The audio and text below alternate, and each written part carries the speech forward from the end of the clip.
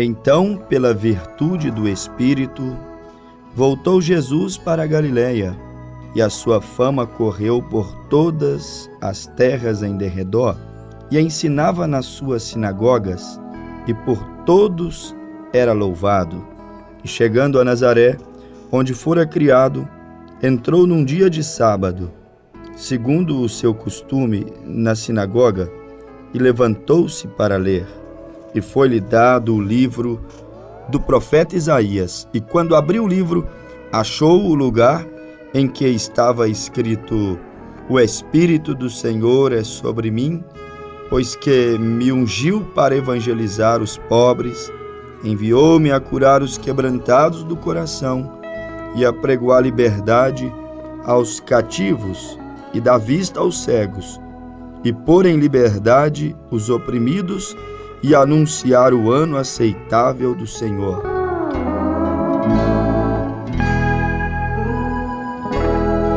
Meus amados ouvintes, o meu desejo, a minha oração em mais um programa é esta: que o Senhor Deus abençoe o coração de cada um dos nossos ouvintes, lhes dando vida, paz.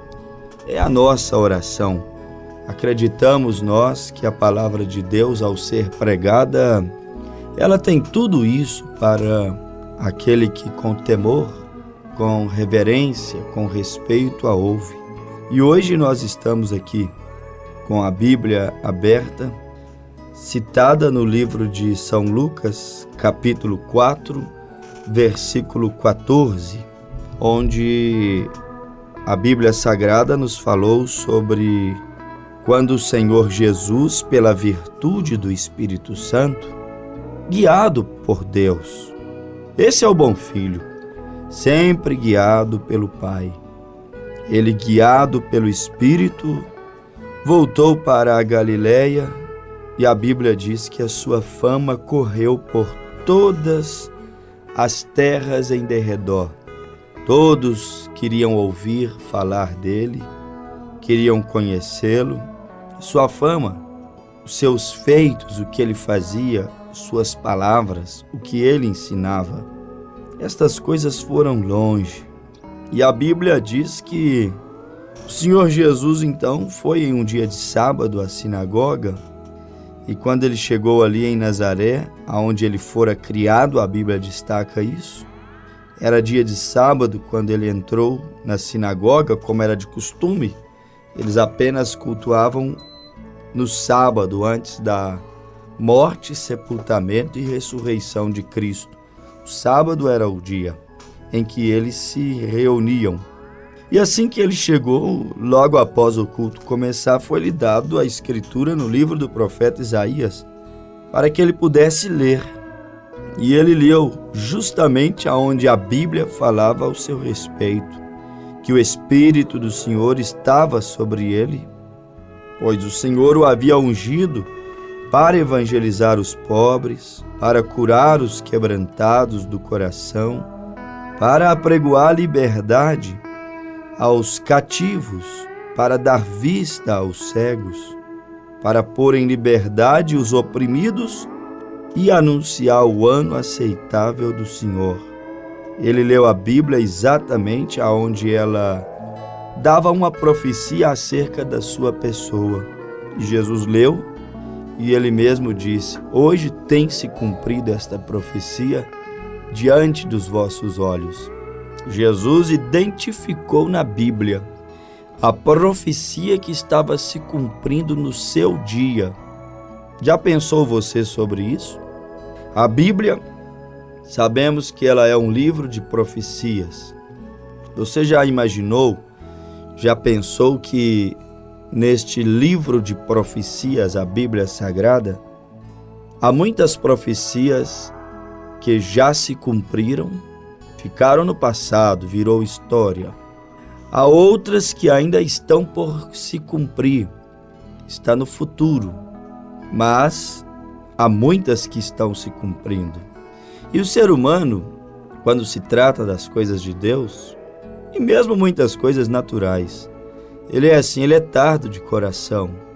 Muitas vezes ele reconhece o que Deus fez no passado, ele até bendiz a Deus, acredita no que Deus irá fazer no futuro, mas ele tropeça daquilo que Deus está fazendo no presente. Há profecias que estão no passado. Muitos reconhecem que a profecia se cumpriu lá atrás, quando Jesus nasceu. Lá atrás, quando o Espírito Santo caiu sobre a igreja no dia de Pentecostes. Outros reconhecem lá no futuro, quando Cristo virá e ele então levará a sua igreja para um reino restaurado e então estabelecerá nessa terra o seu reino. Mas e quanto a hoje? O que é que Deus está fazendo hoje? Quais são as profecias que estão se cumprindo hoje? Porque o que nos dará poder, o que nos dará força, motivação, entusiasmo para lutarmos, para sermos melhores, para nos posicionarmos alinhados com a palavra. Não é reconhecer o que foi ontem ou o que será amanhã. É reconhecer o que Deus está falando, o que Deus está fazendo hoje. E é aí onde a maioria dos homens, eles fracassam. Muitos dizem, é verdade, um dia Deus tirou um povo do Egito, abriu o mar vermelho e os levou à terra de Canaã. Isso é verdade. Isso é bom, mas ficou na história. Outros dizem, realmente um dia houve um dilúvio. Está comprovado mesmo através da ciência moderna. Os arqueólogos, os cientistas comprovam que um dia houve um dilúvio sobre a terra. É verdade, quer dizer, dão glória a Deus pelo que ele fez no passado. Outros dizem, é verdade, um dia Jesus veio ao mundo, morreu em uma cruz, foi sepultado, ressuscitou ao terceiro dia e assunto aos céus. Glória a Deus. Muitos admitem o que Deus fez no passado. Mas e hoje? Eu quero saber o que Deus está falando, o que Deus está fazendo hoje. Até porque ele não está inoperante. Ele não deixou de falar. Esse Deus ainda fala. Apocalipse 3, versículo 7, a Bíblia diz, aquele que tem ouvidos, ouça o que o Espírito diz às igrejas. Você tem que ouvir o que Deus está falando hoje. Não adianta você bendizer a Deus pelo ontem. Não adianta você olhar apenas para o amanhã. E hoje? E o agora? E essa expressão que Jesus usou na atualidade do seu dia, quando ele estava na terra, ele fez questão de abrir a Bíblia, aonde a profecia estava se cumprindo naquela hora. Ele foi lá e leu e falou, hoje está se cumprindo esta profecia. Jesus se preocupou em mostrá-los o cumprimento da profecia para o seu dia. Será que você tem ouvido pelas emissoras de rádio, pelas redes sociais, pelos programas de televisão? Será que temos ouvido, frequentando os templos os quais frequentamos, a profecia que está em pleno vigor, em pleno cumprimento? Porque é isso que faz a diferença. Isto fez a diferença nos dias de Moisés, identificando a palavra do dia. Moisés foi em Israel e tirou aquele povo santo, aquela nação, de dentro daquela nação abominável. Identificando a vontade de Deus para o seu dia, Noé teve força para poder agir, teve força para poder ir construir uma arca, e ainda que o mundo inteiro desse contra ele, ele teve força para construir uma arca, porque estava pregando uma mensagem atual, uma mensagem para o seu dia, uma mensagem para a sua hora, o seu tempo. Que tal Moisés tentasse tirar um povo do Egito com a mensagem de Noé, fazendo uma arca para atravessar o Mar Vermelho? Não daria certo. Deus tem o seu ungido, Deus tem a sua palavra, Deus tem a sua profecia, Deus tem o seu profeta para cada dispensação. Ele revela sua palavra para o tempo atual. E está você em harmonia, alinhado com a vontade de Deus para este dia? Ou está você desatualizado do que Deus está falando? Está você conectado? Está você em harmonia, alinhado? com os planos de Deus, com sua palavra? Noé, ao conhecer a vontade de Deus para o seu dia, a escritura para o seu dia, a visitação de Deus para o seu dia, construiu uma arca. Mesmo que ninguém pudesse crer, ele teve fé para crer. Mesmo que o mundo inteiro pudesse rejeitar, ele encontrou graça para seguir adiante, anunciando a verdade. O mundo aceitando ou não a verdade, ele seguiu adiante valentemente, pregando a verdade. Seguiu adiante anunciando aquilo que Deus lhe anunciou, independente de que se uma pequena minoria viesse crer naquela palavra, ele seguiu confiante, até porque o caminho do Senhor nunca foi largo, mas sim estreito, apertado, disse o Senhor Jesus em Mateus capítulo 7:14. Até porque aquilo que é verdadeiro nunca atraiu a maioria, multidões. Jesus chegou a dizer: não temais, ó pequeno rebanho, porque foi do agrado do Pai vos dar o reino. Não tem como, meu amado. Noé conheceu a verdade e ela não atraiu a muitos, mas atraiu os eleitos, atraiu aqueles que eram filhos de Deus. Noé conheceu a verdade, a mensagem para o seu dia e teve forças para andar na contramão do mundo. Por que é que esse mundo religioso não tem mais força para vencer o pecado? Não tem mais força para vencer a corrupção? Mesmo aqueles que se dizem justos estão aí nas páginas dos jornais, nos noticiários, envolvidos em tantos escândalos. E por que é que não tem forças para falar a verdade, viver a verdade, sustentar a verdade?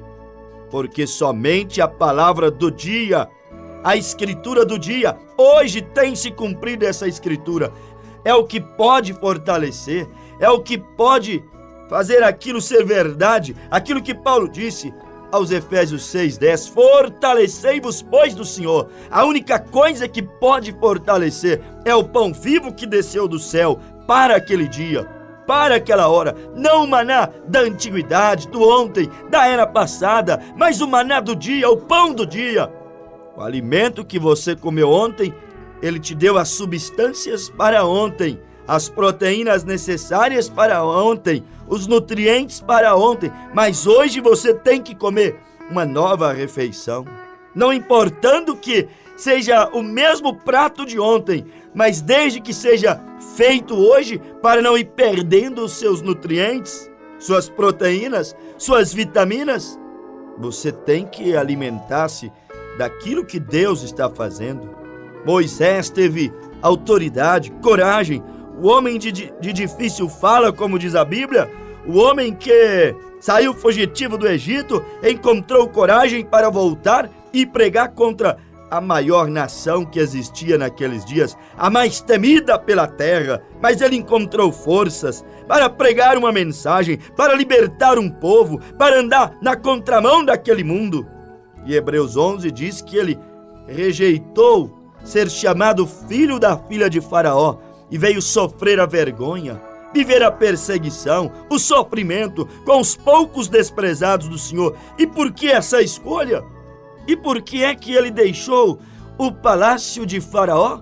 E por que é que ele abandonou a luxúria do Egito para padecer, para sofrer? Porque descobriu a palavra do dia, a mensagem da hora. Quem descobre a palavra do dia, a mensagem da hora, ele não olha para o que é que tem que deixar para trás, se tem que rejeitar. E a verdade é, sempre há algo para deixar para trás, sempre haverá algo para você renunciar. Como disse Jesus, aquele que quiser vir após mim, renuncie o mundo, tome a sua cruz e siga-me. Isto significa rejeitar ser chamado filho da filha de Faraó, rejeitar o palácio do Egito, suas riquezas, sua luxúria, para poder vir viver com Deus, andar com Deus, obedecer a sua palavra, independente do que tenha que custar. Quando encontramos a vontade de Deus para a hora, nós deixamos Egito, mundo, pecado, denominações. Nós deixaremos as obras da carne, os prazeres passageiros desta vida. Quando encontramos a palavra do dia, nós não nos preocuparemos mais com status, com posição social ou religiosa. Teremos força para dizer, tal como Pedro, mais importa agradar a Deus do que propriamente os homens. Mas é necessário encontrar a vontade de Deus, encontrar hoje tem se cumprido essa escritura, encontrar a profecia para aquele dia e para aquela hora. Tem você encontrado a profecia de Deus para estes dias? Noé encontrou, fez uma arca. Moisés encontrou, libertou um povo. Abraão encontrou a palavra para o seu dia e por 25 anos seguiu glorificando a Deus, depondo contra seu corpo, contra a esperança, prosseguiu testificando de sua fé, das promessas. Ele encontrou a palavra para o seu dia, ele encontrou Deus em sua tenda, Deus em sua casa, por isso não se associou com Sodoma. Quem encontra Deus não desce em Sodoma, não se associa com Sodoma, separa-se do mundo e do pecado. Abraão, ao encontrar Deus, ele teve fé. Ao encontrar a Escritura, a palavra, a mensagem do seu dia, ele teve fé para seguir testificando. Ele e sua velha companheira esperaram, descansaram em Deus até ver o cumprimento de sua palavra. Por que é que não podes esperar? Porque não conheces a Escritura do dia. Por que é que não resistes Sodoma? Porque não conheces o manjar, o maná, a palavra do dia. Por que és que não consegue santificar em teu corpo, tua alma e teu espírito? Porque não conhece a palavra do dia. Aquele que não conhece a mensagem do seu dia, ele seguirá dia após dia, desnutrindo espiritualmente, se enfraquecendo cada dia.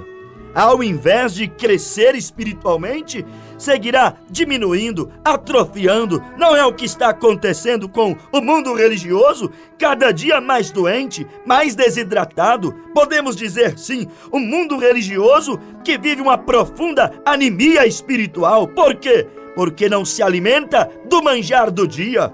Preferimos pregar uma mensagem de outra era. Lutero pregou a verdade da justificação pela fé. Mas não podemos hoje apenas pregar a verdade da justificação pela fé. Deus deu mais um passo. Jesus Cristo é o mesmo ontem, hoje e eternamente. Ontem ele trouxe justificação pela fé. Passado, era passada, mas hoje ele trouxe algo mais. Junto com a justificação pela fé, ele trouxe a santificação. Mas ele é o mesmo eternamente. Não fique só com a justificação de Lutero, a santificação de Wesley, os dons espirituais dos pentecostais. Ele tem mais para derramar. Ele é o mesmo. Ontem, justificação. Hoje, santificação. Eternamente, batismo com o Espírito Santo. Vida eterna, arrebatamento, vidas transformadas. Você não pode perder a caminhada com Deus. Nós temos que nos alinharmos com sua palavra.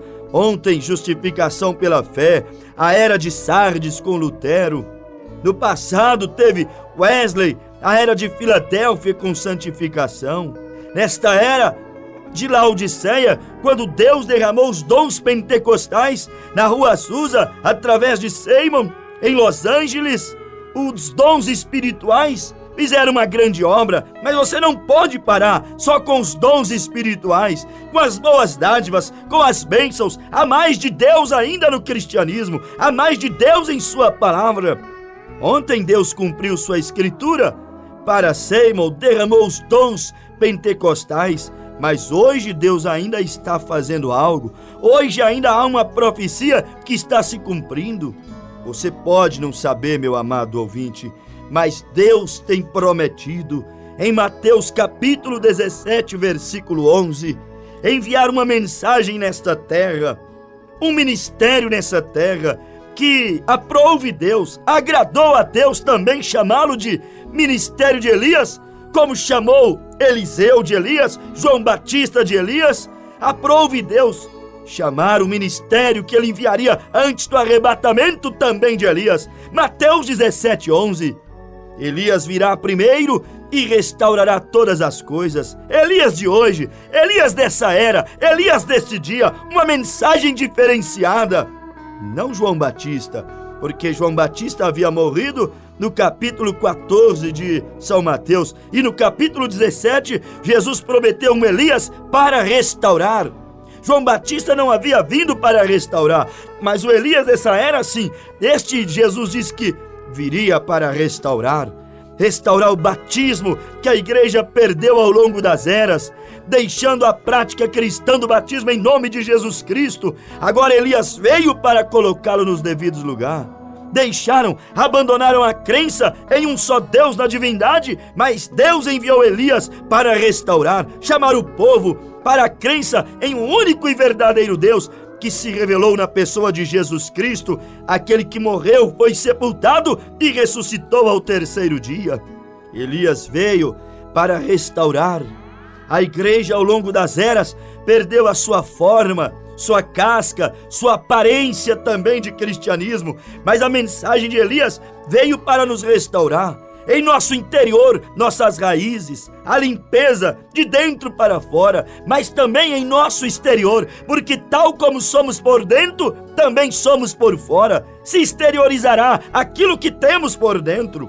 Jesus disse que até a boca falará, demonstrará, manifestará aquilo que está dentro de nós. Portanto, pense acerca disso. A escritura do dia. Não me adiantaria nada vir aqui e pregar Zacarias 9, versículo 6. Teu rei vem a ti, Jerusalém, montado sobre um jumentinho, sobre o Monte das Oliveiras. Passou, se cumpriu isto há 2000 anos atrás. Ele não vem mais sobre o Monte das Oliveiras, montado em um jumentinho. Já se cumpriu essa escritura. Não me adiantaria mais dizer que Deus nos mandou fazer uma arca, que haverá um dilúvio. Já se cumpriu essa escritura. Não me adiantaria dizer que Deus nos manda tirar Israel de dentro do Egito.